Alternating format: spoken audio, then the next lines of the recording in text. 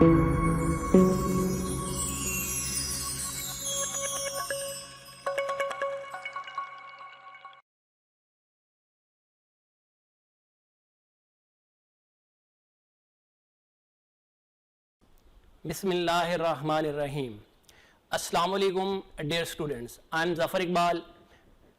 Welcome again online classes of Britain International College Network. बेटा इसमें से हमने जो लास्ट टॉपिक डिस्कस किया था वो टाइप्स थी वेक्टर्स की. अब फर्दर जो रिमेनिंग टाइप्स है हम उन्हें क्या करते हैं, डिस्कस करते हैं. इसमें जो हमारे पास 4 है वो हम डिस्कस करते हैं यूनिट वेक्टर. बेसिकली ये बहुत इंपॉर्टेंट शॉर्ट क्वेश्चन है और एमसीक्यू भी बनता है, इसके रिलेटेड एक न्यूमेरिकल भी बनता है, समटाइम्स ये बोर्ड में आता है. Unit vector a vector whose magnitude is equal to 1. ऐसा वेक्टर जिसकी मैग्नीट्यूड 1 हो with no units in a given direction is called unit vector. और इसके साथ साथ हमारे पास ऐसा वेक्टर जिसकी मैग्नीट्यूड 1 हो लेकिन इसका यूनिट कोई नहीं होता तो इसे हम क्या कहते हैं, यूनिट वेक्टर कहते हैं. लेकिन इस यूनिट वेक्टर को रिप्रेजेंट करने के लिए इस लेटर के ऊपर हम क्या लेते हैं, कैप और हैट लेते हैं. अब इसकी मैथमेटिकल फॉर्म इसमें से देखिए, unit vector a is equal to vector over its magnitude. ये हमारे पास इसकी मैथमेटिकल रिप्रेजेंटेशन है. अब इसके एग्जांपल्स में से हम देखते हैं. एग्जांपल्स में ये बनता है, अगर हम कोऑर्डिनेट एक्सिस में देखें, हम रेक्टेंगुलर कोऑर्डिनेट सिस्टम में भी चेक करें, एक हमारे पास x axis, y axis and z axis.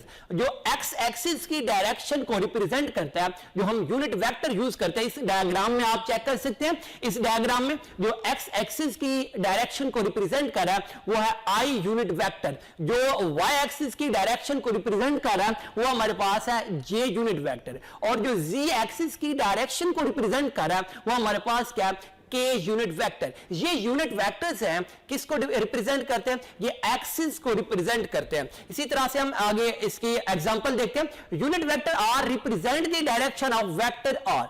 It's means बेटा ये हमारे पास अगर कोई वेक्टर है, यूनिट वेक्टर आर से हम एक वेक्टर की पोजीशन को भी शो कर सकते हैं. उसके बाद अगर कोई हमारे पास प्लेन सरफेस है, अब प्लेन सरफेस के ऊपर unit vector N represent the direction of normal drawn on a certain surface. अगर एक सर्टेन सरफेस है उसके ऊपर हम नॉर्मल ड्रॉ करते हैं, वो उस सरफेस के ऊपर नॉर्मल यूनिट वेक्टर को रिप्रेजेंट करता है. इस तरह से नेक्स्ट हम डिस्कस करते हैं हमारे पास नल और जीरो वेक्टर. अब इस क्वेश्चन से पहले, इस क्वेश्चन के बाद मैं आपको एक क्वेश्चन बताऊंगा जो इंपॉर्टेंट शॉर्ट क्वेश्चन है, जो एक्सरसाइज के शॉर्ट क्वेश्चन में भी इंक्लूड है और ये बोर्ड के पेपर्स में भी आ सकता है. A vector whose magnitude is 0 and direction arbitrary is called null vector. अब बेसिकली नल वेक्टर क्या है, ऐसा वेक्टर है जिसकी मैग्नीट्यूड तो 0 है लेकिन इसकी डायरेक्शन आर्बिट्रेरी हो सकती है. प्रीवियस हम जो है डायग्राम में देख चुके थे, x axis, y axis and z axis. अब इनकी अगर सब की वैल्यूज हमारे पास क्या है, एट द ओरिजिन 0 0 0. यहां पे लेकिन डायरेक्शन भी है, मैग्नीट्यूड भी है. ये जो ओरिजिन है ये हमारे पास एक नल वेक्टर है. इसमें देखिए x की डायरेक्शन में भी है, y की डायरेक्शन में भी है और z की डायरेक्शन में भी है. x की डायरेक्शन में i और y की डायरेक्शन में हमारे पास क्या, यहां से हम लेते हैं j और z की डायरेक्शन में हमारे पास क्या आता है k. अब ये सारे के सारे क्या है, यूनिट वेक्टर्स हैं, बट इनकी मैग्नीट्यूड क्या है, मैग्नीट्यूड डायग्राम में देख सकते हैं, मैग्नीट्यूड हमारे पास 0 है. इस वजह से हम कहते हैं ये भी 0 और नल वेक्टर है. अब इसकी एग्जांपल देखें बेटा, sum of vector a and its negative vector is a null vector. अगर हमारे पास कोई वेक्टर a है उसमें हम उसका नेगेटिव वेक्टर ऐड करते हैं, ये दोनों वेक्टर्स है, इनको ऐड करें, एक पॉजिटिव और दूसरा क्या नेगेटिव है, इसका जो रिजल्टेंट आएगा वो हमारे पास क्या होगा, एक नल वेक्टर होगा.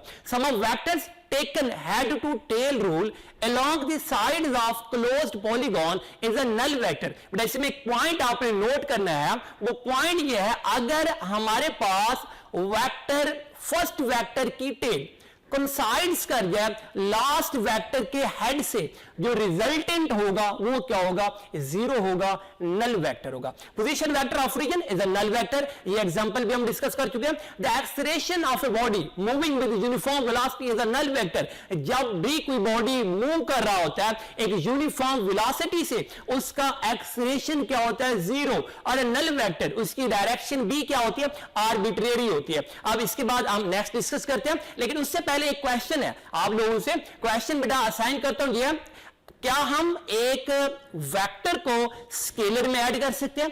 क्या हम जीरो को एक नल वेक्टर में ऐड कर सकते हैं? नहीं ऐड कर सकते। इसके रीजन, हमारे पास वेक्टर जो है, ये एक वेक्टर हमारे पास ऐसी क्वांटिटी है जिसमें डायरेक्शन भी होती है और मैग्नीट्यूड भी होती है, बट स्केलर ऐसी क्वांटिटी है जिसमें जस्ट मैग्नीट्यूड होती है, इस वजह से हम इन्हें ऐड नहीं कर सकते। अब इसका क्वेश्चन ये, can we add null vector to a zero?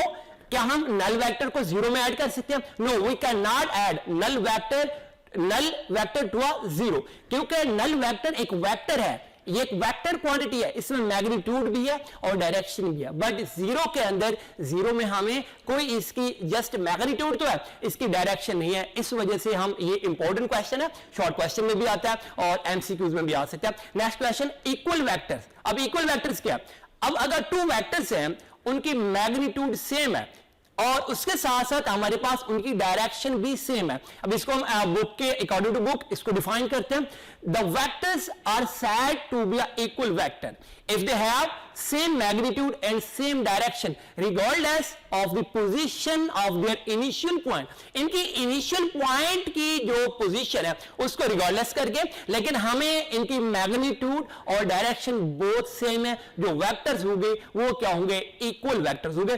To parallel vector, अगर दो पैरेलल वेक्टर है ए और बी, इस डायग्राम में देखिए बेटा, दो पैरेलल वेक्टर है, ए वेक्टर और बी वेक्टर, दोनों की मैग्नीट्यूड भी सेम है और डायरेक्शन भी सेम है, इट्स मींस ये हमारे पास इक्वल वेक्टर है। अब इसकी नेक्स्ट एग्जांपल ले सकते हैं, two like parallel forces of equal magnitude. Equal magnitude की लाइक पैरेलल फोर्सेस है। लाइक पैरेलल फोर्सेस का मतलब इस डायग्राम में बेटा देख सकते हैं, इसका मतलब लाइक पैरेलल फोर्सेस ऐसी होती है जिनकी मैग्नीट्यूड भी सेम हो और डायरेक्शन भी सेम हो, ये क्या कहलाता है, हमारे पास इक्वल वेक्टर्स कहलाते हैं। नेक्स्ट हमारे पास है पोजीशन वेक्टर, बहुत इंपॉर्टेंट बोर्ड के लिहाज से ये शॉर्ट क्वेश्चन में आता है और इसके साथ साथ ये एमसीक्यूज में भी बन सकता है। पोजीशन वेक्टर, अब वेक्टर इसको अकॉर्डिंग टू बुक डिफाइन करते हैं, the vector which represent the position of a point और a particle with respect to fixed origin is called position vector. अगर कोई ऐसा वेक्टर जो हमारे पास क्या करे, किसी पार्टिकल की, किसी पॉइंट की पोजीशन को रिप्रेजेंट करता है, वो क्या कहलाता है, पोजीशन वेक्टर कहलाता है। इस गिवन डायग्राम में बेटा देखिए, हमारे पास एक है एक्स एक्सिस और दूसरा इसमें क्या है, वाई एक्सिस। हमने प्लेन में एक पॉइंट लिया हुआ है पी, अब उस पॉइंट P का अलोंग एक्स एक्सिस जो कोऑर्डिनेट बनता है वो ए है और जो अलोंग y एक्सिस बनता है वो b है। इसका मतलब इसके जो कोऑर्डिनेट बने हैं वो कोऑर्डिनेट है P ऑफ A और B। अब हमारे पास क्या है, P और P में जो इसको हम इसकी पोजीशन को रिप्रेजेंट करने के लिए एक वेक्टर लेते हैं, वो वेक्टर ओरिजिन से इस पॉइंट को टच करता है, वो पोजीशन वेक्टर कहलाता है। इसके एक्सप्लेनेशन में अगर हम चेक करें, अगर हमारे पास प्लेन में हम किसी वेक्टर की, किसी पॉइंट की, किसी पार्टिकल की पोजीशन को रिप्रेजेंट करते हैं, उसके लिए फार्मूला बनता है vector R is equal to A I plus B J. A क्या कोऑर्डिनेट है, आई क्या डायरेक्शन है, बी क्या कोऑर्डिनेट है, जे क्या डायरेक्शन है। The magnitude of this position vector is, अगर इसकी मैग्नीट्यूड लेते हैं, मैग्नीट्यूड में बेसिकली ऐसा बेटा होता है, हम कोऑर्डिनेट जो है, जो फर्स्ट वेक्टर है, जो हमारे पास कोऑर्डिनेट आई के साथ हमारे पास इसकी जो मैग्नीट्यूड है उसका स्केल लेते हैं, और जो जे है उसके साथ उस कोऑर्डिनेट का भी स्केल लेते हैं, होल का स्केल रूट लेते हैं, तो ये क्या आ जाती है, उस वेक्टर की पोजीशन वेक्टर की मैग्नीट्यूड आती है। नेक्स्ट हम डिस्कस करते हैं, अगर कोई एक वेक्टर है एक पॉइंट है, एक पार्टिकल है, वो लाइज करता है इन स्पेस में। स्पेस में अगर वो लाइज करता है तो हमारे पास हम उसको रिप्रेजेंट कर सकते हैं, क्योंकि स्पेस में कितने एक्सिस होते हैं? 3 एक्सिस होते हैं, X axis, Y axis and Z axis. X axis के नाम जो इसकी डायरेक्शन को रिप्रेजेंट करता है i unit vector, Y axis के नाम इसकी जो डायरेक्शन को रिप्रेजेंट करता है जे यूनिट वेक्टर, और जी एक्सिस के नाम इसकी जो डायरेक्शन को रिप्रेजेंट करता है के यूनिट वेक्टर। ये हमारे पास इस तरह से पोजीशन जो वेक्टर बनेगा वो बनेगा हमारे पास ए आई बी जे प्लस हमारे पास क्या आ जाएगा सी के। अब इसकी अगर हमने मैग्नीट्यूड लेनी है, मैग्नीट्यूड लेने के लिए जो हमारे पास फर्स्ट कोऑर्डिनेट है उसका स्क्वायर, उसकी मैग्नीट्यूड का स्क्वायर, सेकंड का स्क्वायर, थर्ड का स्क्वायर, होल का स्क्वायर रूट, ये हमारे पास क्या आ जाएगी? मैग्नीट्यूड आ जाएगी। बेटा ये आपने टॉपिक टेक्स्ट बुक से रीड करना है। टेक्स्ट बुक में से रीड करने का आपको बेटा एक बेनिफिट मैं आपको एडवाइस करता हूं, ये होता है आप इंटी टेस्ट में जाते हैं, अपेयर होते हैं, या आप बोर्ड के एग्जाम में अपेयर हो रहे हैं, जितने भी एमसीक्यूज बनते हैं वो टेक्स्ट बुक से ही बनते हैं। अगर आप पॉइंट टू पॉइंट रीड करेंगे आपके जितने भी एमसीक्यूज हैं वो भी क्लियर हो जाएंगे, और उसके साथ साथ आपके कंसेप्ट्स भी क्लियर होंगे। ये इस आपने टॉपिक को वॉच भी करना है, और इसके साथ साथ गूगल क्लासरूम जो ब्रिटेन इंटरनेशनल कॉलेज नेटवर्क ने अरेंज किया हुआ वहां पे आपने कमेंट भी करना है। फर्दर आपने कोई इंफॉर्मेशन लेनी है उस गूगल क्लासरूम में आप इंफॉर्मेशन भी ले सकते हैं। Thank you, may Allah bless you, Allah Hafiz.